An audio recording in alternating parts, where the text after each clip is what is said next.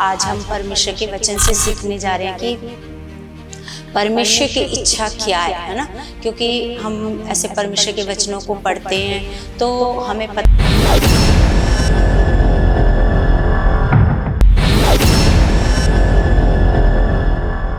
Praise the Lord everyone, God bless you all. परमेश्वर आप सबको बहुत सारी बरकत आशीष मसीह में दे चुके हैं। सर्वशक्तिमान जीवित परमेश्वर पिता, हम आपका धन्यवाद करते हैं। परमेश्वर आपकी हजूरी के लिए धन्यवाद करते हैं। परमेश्वर आप इस जगह पर विराजमान हो, आप हमारे बीच में हो, क्योंकि परमेश्वर हमेशा परमेश्वर आपकी इच्छा के अनुसार परमेश्वर हम लोग चलते रहें। आपसे विनती करते हैं पिता, आपके वचनों पर चलते रहें परमेश्वर, आपकी आज्ञाओं पर चलते रहें परमेश्वर। ये हम आपसे विनती और प्रार्थना करते हैं परमेश्वर। तो सच में मेरे पिता परमेश्वर जी, आप हमारे बीच में हो, हमारी प्रार्थनाओं को सुनते हो, हमारी प्रार्थनाओं का उत्तर देते हो परमेश्वर। इसके लिए हम अपने परमेश्वर पिता का बहुत बहुत धन्यवाद करते हैं यीशु के नाम से। उसकी पवित्र हजूरी का हम स्वागत करते हैं कलीसिया, और परमेश्वर का हम धन्यवाद करते हैं यीशु के नाम से। तो आज हम परमेश्वर के वचन से सीखने जा रहे हैं कि परमेश्वर की इच्छा क्या है ना। क्योंकि हम ऐसे परमेश्वर के वचनों को पढ़ते हैं तो हमें पता चलता है कि परमेश्वर की इच्छा क्या है, परमेश्वर क्या चाहता है, उसके मन में क्या है। क्योंकि जितना जितना हम परमेश्वर के साथ अपना रिश्ते को गहरा करते जाते हैं, जितना उससे ज़्यादा अपना समय बिताते हैं, जितना उससे मेल मिलाप रखते हैं, उतना ज़्यादा हम परमेश्वर के मन को, परमेश्वर की सोचों को, परमेश्वर के विचारों को हम जानना शुरू कर देते हैं। उसकी इच्छा को जानना शुरू कर देते हैं, परमेश्वर को जानना शुरू करते हैं कि परमेश्वर क्या चाहता है हमसे ना।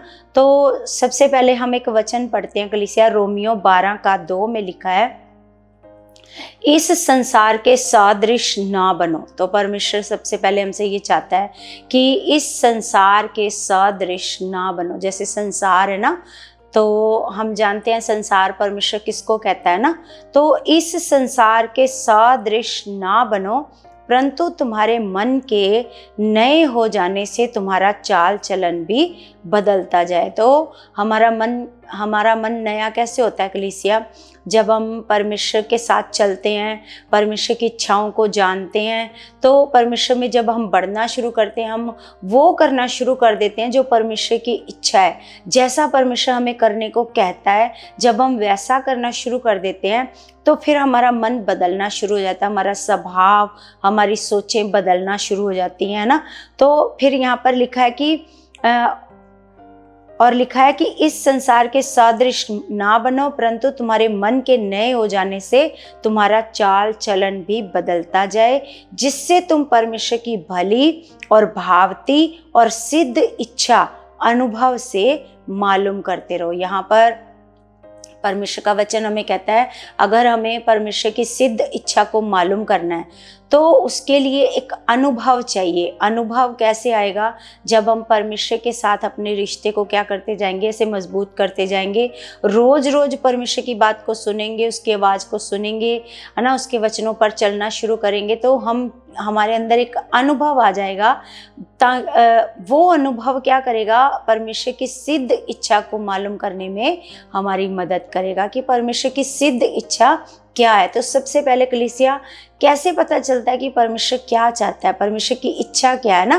और सबसे बड़ी बात है कि परमेश्वर के वचनों से हम परमेश्वर की इच्छा को जानते हैं। तो परमेश्वर ये चाहता है कि हम सबसे पहले पश्चाताप करें, अपने पापों के लिए पश्चाताप करें, उसके बाद अपने जीवन से हर बुराई को ख़त्म करें, पाप को ख़त्म करें है ना, और पवित्रताई से जीवन बिताएं। परमेश्वर की ये इच्छा है कि हम पवित्रताई के साथ जीवन बिताएं, क्योंकि परमेश्वर की ये इच्छा है कि हम परमेश्वर के पास लगातार जाएं, क्योंकि परमेश्वर हमारे साथ एक संगति चाहता है। जैसे आदम और हवा के साथ वो एक संगति चाहता था लगातार, है ना, वो संगति करता था उनके साथ।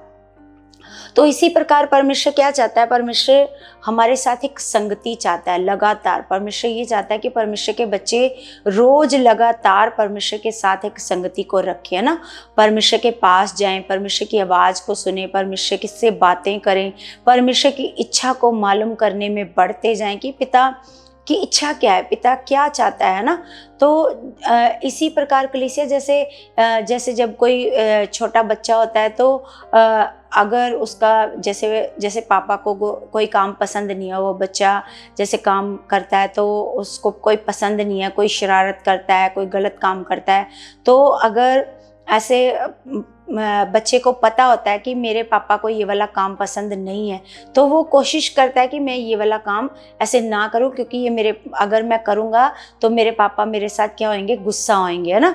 तो इसी प्रकार हमारा जो परमेश्वर है वो भी ये चाहता है कि हम परमेश्वर की इच्छा के अनुसार ऐसे चलें। और क्या इच्छा है ये हमें परमेश्वर का वचन, क्योंकि ये तो ऐसे परमेश्वर ने लिखा, पवित्रता से जीवन बिताओ, बुराई को छोड़ो, पश्चाताप करो, ये तो इच्छा परमेश्वर की है। लेकिन इससे अलग आपके जीवन में परमेश्वर की क्या इच्छा है, क्या परमेश्वर की प्लानिंग है, क्या परमेश्वर आपके जीवन से चाहता है, उसने क्या काम, क्या सेवा आपके लिए रखी है, वो क्या काम आपसे करवाना चाहता है, उसकी क्या इच्छा है आपके लिए, है ना। तो ये इच्छा हम कैसे पता कर सकते हैं? अनुभव के साथ। जब हम परमेश्वर के साथ चलेंगे, अपने ऐसे पुराने जीवन को छोड़ेंगे, है ना, और नए जीवन को, ऐसे लिखा है कि संसार के जैसे नहीं बनना, है ना, और मन को क्या करना है, नया करना है ना। मन के नए हो जाने से क्या होएगा, तुम्हारा चाल चलन भी क्या होता जाए, ऐसे बदलता जाए। हमारा जो चाल चलन है, जब हमें खुद को पता चलना शुरू हो जाता है कि अब हम आत्मिकता में चल रहे हैं या आत्मिकता से बाहर चल रहे हैं ना, तो खुद हमें समझ में आना शुरू हो जाता है। तो उसी प्रकार परमेश्वर हमसे ऐसे चाहता है। जैसे हम परमेश्वर का वचन पढ़ते हैं कि मत्ती 21 का 32,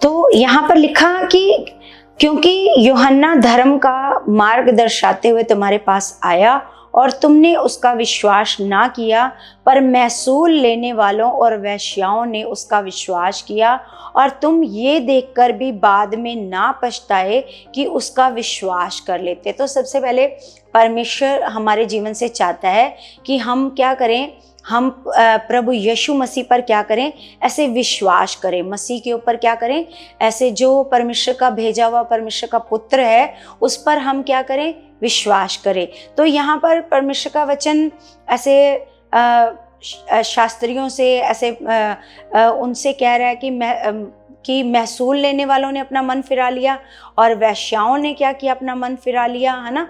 और लेकिन तुम ये देखकर भी नहीं पछताए। जब उन्होंने इतने बड़े पाप करने वालों ने जब आकर के अपने मन को फिराया तो उनको क्या मिली, ऐसे क्षमा मिली, उनके जीवन में उद्धार आया। तो तुम ये सारी बातें देखकर भी नहीं पछताए कि उसका विश्वास कर लेते, उन कामों को देखकर प्रभु का क्या कर लेते, ऐसे विश्वास कर लेते। तो सबसे पहले परमेश्वर हमारे जीवन से पश्चाताप चाहता है और मसीह पर भरोसा, अगर हम मसीह पर भरोसा करते हैं, ये परमेश्वर की इच्छा है।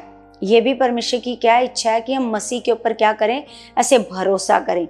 और हम एक वचन और पढ़ते हैं, कलीसिया पहला थिस्सलुनीकियों और उसका 5:18, पहला थिस्सलुनीकियों 5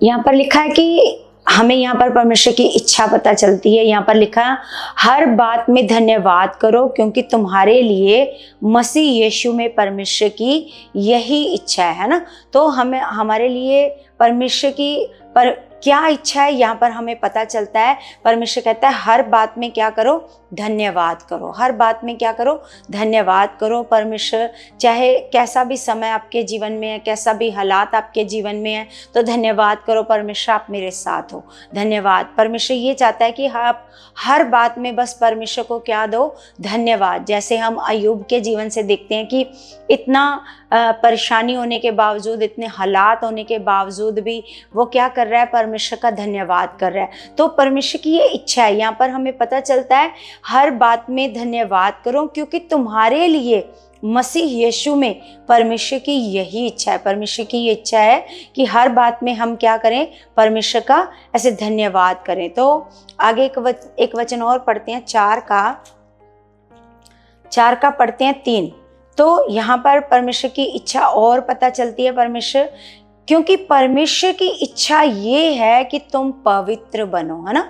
ये परमेश्वर की इच्छा हमें परमेश्वर के वचनों से पता चलती है। अगर हम परमेश्वर के वचनों को लगातार पढ़ते हैं तो हमें पता चलता है कि परमेश्वर की क्या क्या इच्छा है हमारे लिए, वो क्या क्या चाहता है मनुष्यों से, है ना। परमेश्वर मनुष्यों को कैसा मतलब बनने के लिए परमेश्वर कहता है, क्या क्या करने के लिए परमेश्वर कहता है। तो यहाँ पर लिखा है, क्योंकि परमेश्वर की इच्छा ये है कि तुम पवित्र बनो, अर्थात व्यभिचार से बचे रहो, है ना।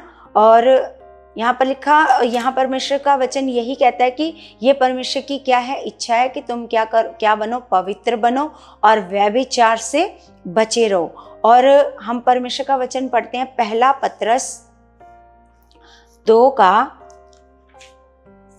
का 15। तो यहाँ पर लिखा है, क्योंकि परमेश्वर की इच्छा ये है कि तुम भले काम करने के द्वारा निर्बुद्धि लोगों की अज्ञानता की बातों को बंद कर दो, है ना। यहाँ पर परमेश्वर की क्या इच्छा है, यहाँ पर देखो अलग अलग प्रकार से, अलग अलग वचनों से हमें पता चलता है परमेश्वर की इच्छा, है ना।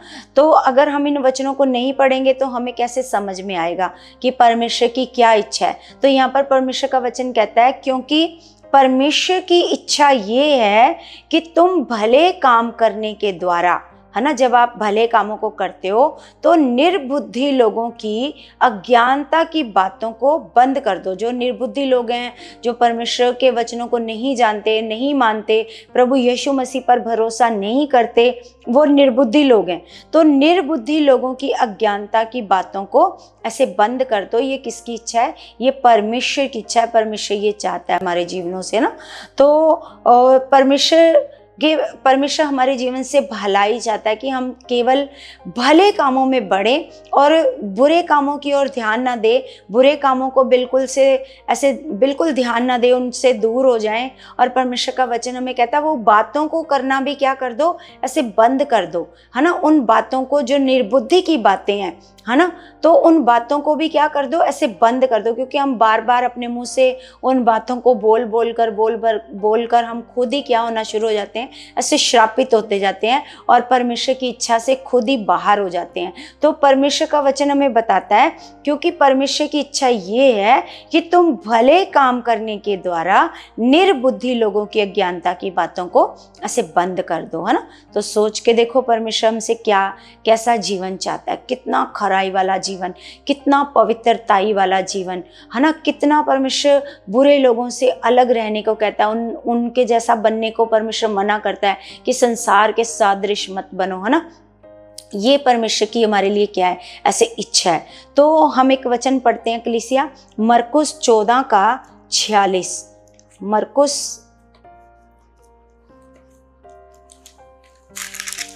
तो यहाँ पर हम देखते हैं परमेश्वर का वचन की किस प्रकार जब प्रभु यीशु मसीह ऐसे गतसमनी के बाग में क्या कर रहे हैं, ऐसे प्रार्थना कर रहे हैं, है ना।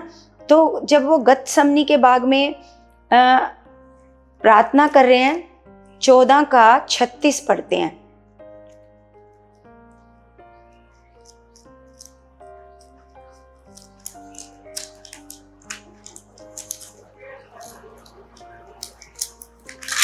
तो यहाँ पर लिखा कि और उसने कहा, हे अब्बा, हे पिता, तुझसे सब कुछ हो सकता है, इस कटोरे को मेरे पास से हटा ले। क्योंकि यहाँ पर प्रभु यीशु मसीह को आने वाला समय ऐसे पता चल रहा है कि आने वाला समय कितना भयानक है ना। और प्रभु यीशु मसीह ऐसे लिखा है कि ऐसे बेचैन है ना, और थोड़ा ऐसे परेशान भी है उस चीज़ को लेकर के। तो यहाँ पर लिखा है कि और कहा, हे अब्बा, हे पिता, तुझसे ये सब कुछ हो सकता है इस कटोरे को मेरे पास से हटा ले, तो भी जैसा मैं चाहता हूँ वैसा नहीं, पर जो तू चाहता है वही हो। यहाँ पर प्रभु यीशु मसीह अपनी चाहत को, ऐसे अपनी इच्छा को परमेश्वर के आगे रख रहे हैं कि मेरी ये इच्छा है कि इस कटोरे को, क्योंकि ये बड़ी दुख की घड़ी है, बहुत ऐसे हालात बहुत बड़ा है, तो प्रभु कह रहे हैं कि पिता तेरे से तो सब कुछ हो सकता है, तो इसको क्या कर ले, मेरे सामने से इस कटोरे को क्या कर दे, हटा दे। फिर भी वो कहता है कि नहीं, मेरी इच्छा नहीं प्रभु परमेश्वर, तेरी इच्छा पूरी हो, है ना। कभी भी हमारी इच्छा नहीं, क्योंकि हमारी इच्छा से कहीं ज़्यादा भलाई की इच्छा हमारे परमेश्वर की है। कहीं ज़्यादा इच्छा परमेश्वर, अगर हम परमेश्वर की इच्छा में चलते हैं, परमेश्वर की बात को मानते हैं, तो हमारा कई गुना ज़्यादा भला होता है।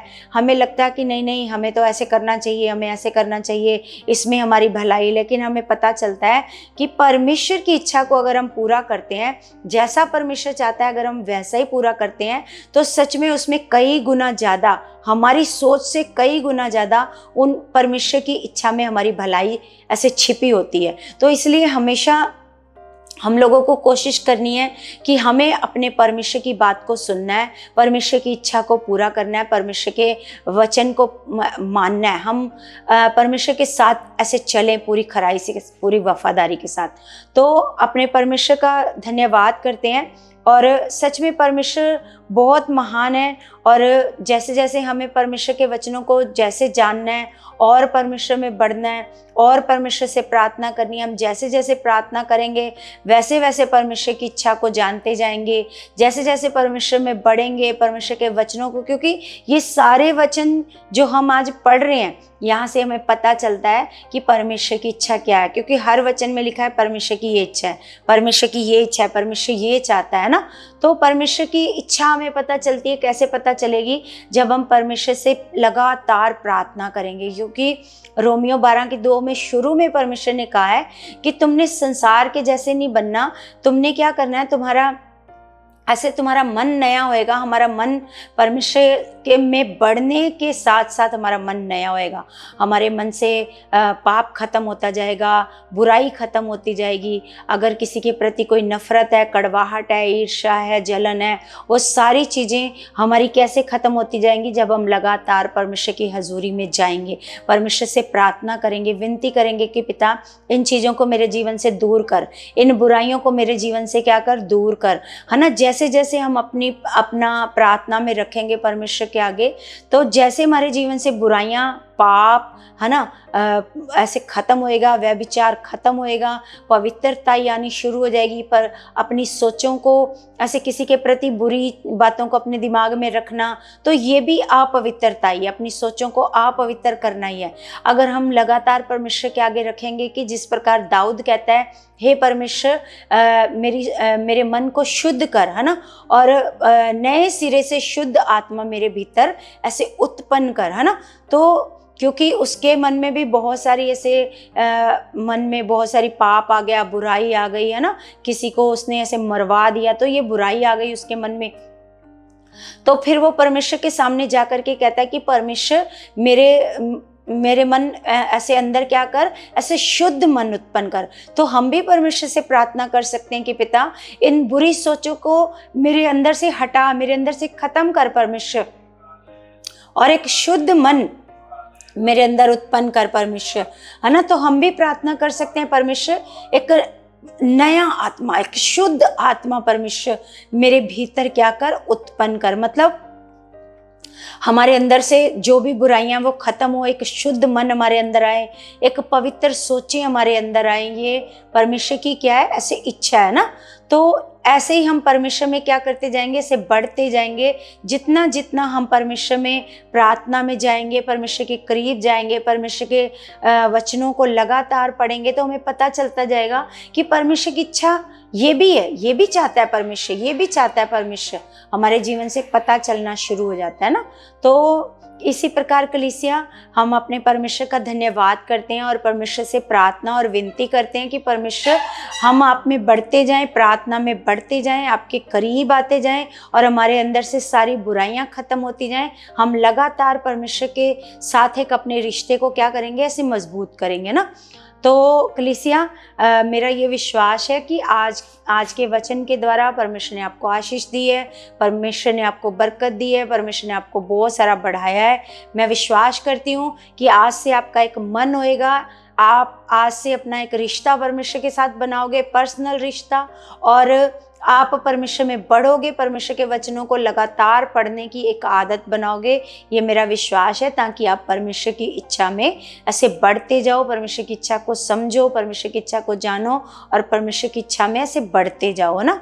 तो मेरा विश्वास है आज का जो वचन है वो आपको ब्लेस कर चुका, बहुत सारी आशीष दे चुका, बहुत सारा परमेश्वर के करीब ला चुका। मैं विश्वास करती हूँ यीशु मसीह के नाम से। तो कलीसिया, जैसे हम आपसे रिक्वेस्ट करते हैं कि आपने इस वीडियो को ज़्यादा ज़्यादा ऐसे शेयर करना है और आगे लोगों तक आपने वीडियो को पहुंचाना है, ताकि परमेश्वर के लोग परमेश्वर के वचनों को सुने, परमेश्वर में बढ़े, है ना, और परमेश्वर की इच्छा को मालूम करें, है ना।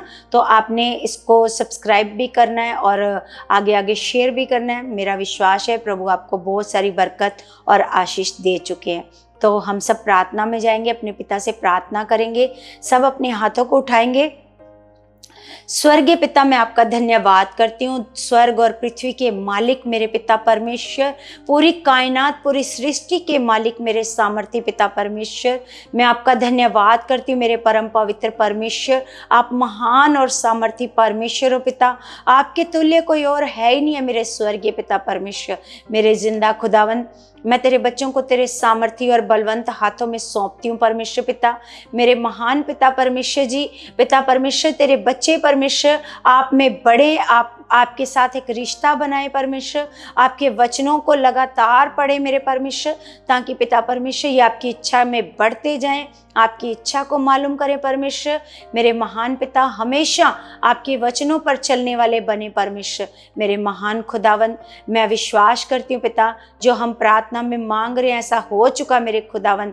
मेरे महान पिता परमेश्वर, मैं उन लोगों के लिए भी प्रार्थना करती हूँ खुदा, जो किसी प्रकार की परेशानी में है, किसी प्रकार के हालात में है, कोई दुख उनको सता रहा है, कोई बीमारी सता रही है, कोई परेशानी है खुदावन, कोई तंगी है, कोई जॉब ना मिलने के कारण परेशान है मेरे खुदावन, कोई किसी बात से परेशान है, कोई मेरी बहन अपने बेबी ना होने के कारण परेशान है मेरे खुदावन। मेरे महान पिता, मैं उन सबको तेरे हाथ में सौंपती हूँ खुदावन। आज तेरा सामर्थ वाला आत्मा उनके जीवनों में काम करे खुदा, तेरी ग्रेस उन पर ठहर जाए परमेश्वर, तेरी सामर्थ से खुदावन ये आप में बढ़ चुके हैं पिता, और आपके द्वारा बड़े बड़े कामों को देखने वाले बन चुके हैं पिता परमेश्वर। प्रभु यीशु मसीह पर विश्वास करके अपने जीवनों में ये बड़े बड़ी गवाहियों को देखे परमेश्वर, बड़े बड़े कामों को देखे पिता। मैं विश्वास करती हूँ पिता परमेश्वर, पिता मैं उन सब के लिए प्रार्थना करती हूँ पिता परमेश्वर, आप उनके जीवन से हर दुख को, हर परेशानी को, हर हालात को आप खत्म कर चुके हो पिता परमेश्वर, हर बीमारी को यीशु के नाम से खत्म कर चुके पिता। आज तेरे बच्चे आजाद हो चुके पिता, मैं विश्वास करती हूँ पिता, हर परेशानी से आजाद है पिता परमेश्वर, हर हालात से, हर तंगियों से पिता परमेश्वर, हर चिंताओं से, हर परेशानियों से आजाद है पिता। मैं विश्वास करती हूँ खुदा, तेरा सामर्थ वाला आत्मा परमेश्वर जी उनके जीवनों में बड़े बड़े चमत्कारों को कर चुका है, यीशु मसीह के नाम से, आमीन।